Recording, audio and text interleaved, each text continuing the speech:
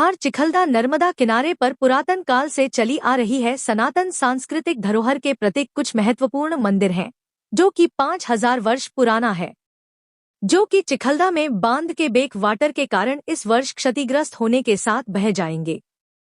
बांध के पानी के भारी दबाव के कारण मंदिर की जर्जर दीवार उसे सहन नहीं कर पाएगी, जिसके कारण सनातन सांस्कृतिक विरासत के प्रतीक के रूप में अति महत्वपूर्ण यह मंदिर अवशेष के रूप में ही रह जाएंगे।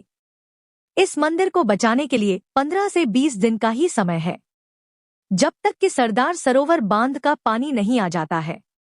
इस कार्य के लिए श्री अंबिका आश्रम बालीपुर धाम के संध्या प्रशिक्षण विभाग के आचार्य श्री धीरेन्द्र पांडेय जी के द्वारा 25 मई 2025 से चिखलदा कुक्षी में अंतिम सांस जल सत्याग्रह।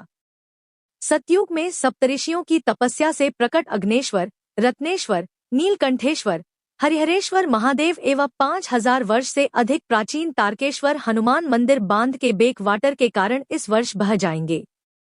इन मंदिरों को बहुत छोटे खर्च में बाउंड्री वॉल बनाकर बचाया जा सकता है। JTV न्यूज के लिए धार से सन्नी माली की खास रिपोर्ट। ये जो आपके पीछे जो मंदिर दिख रहा है चिखलदा ग्राम में अग्नेश्वर तीर्थ है।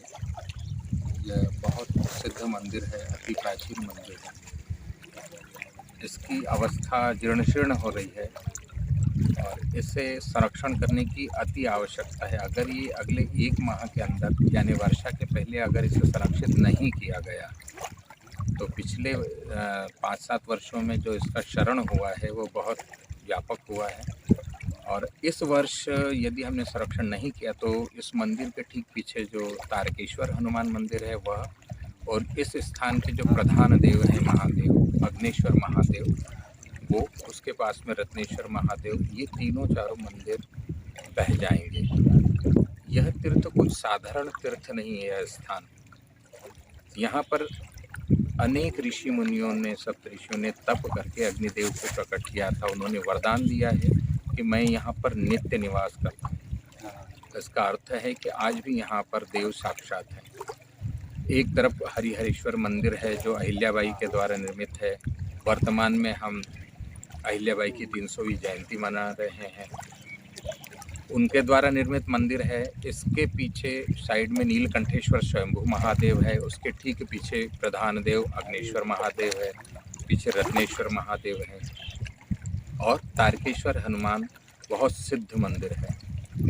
इनका जो परकोटा है पिछले 7-8 वर्षों में बेक वाटर के प्रभाव के कारण वह धीरे धीरे क्षरण होता गया और अभी पिछले वर्ष बहुत ज़्यादा अंदर तक उसका प्रभाव पानी का देखा गया, जिसके कारण पश्चिम भाग की जो दीवार थी वो टूट गई। इस वर्ष यदि हमने अगले 1 महीने के अंदर उसका संरक्षण नहीं किया तो ये मंदिर बह जाएंगे और जो बड़े मंदिर हैं उनको भारी क्षति पहुंचेगी।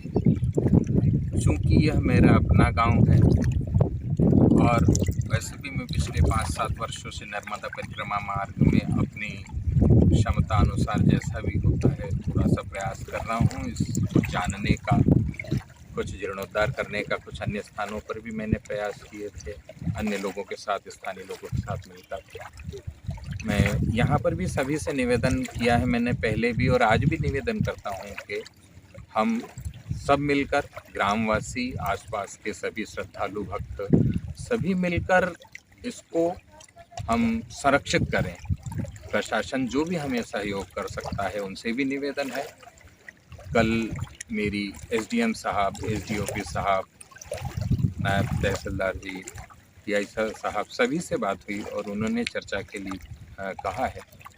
किंचित कारणों से मैं उनसे चर्चा व्यक्तिगत रूप से मिलकर नहीं कर पाया, लेकिन उन्होंने यहाँ आने का कहा है कि मैं आऊँगा और आपसे चर्चा करेंगे। तो उन्होंने भी आश्वासन दिया है। मेरा प्रमुख उद्देश्य इस मंदिर को इस वर्ष किसी भी तरीके से परकोटे की दीवार को बनाकर संरक्षण देना है। सत्याग्रह कब तक जारी रहेगा?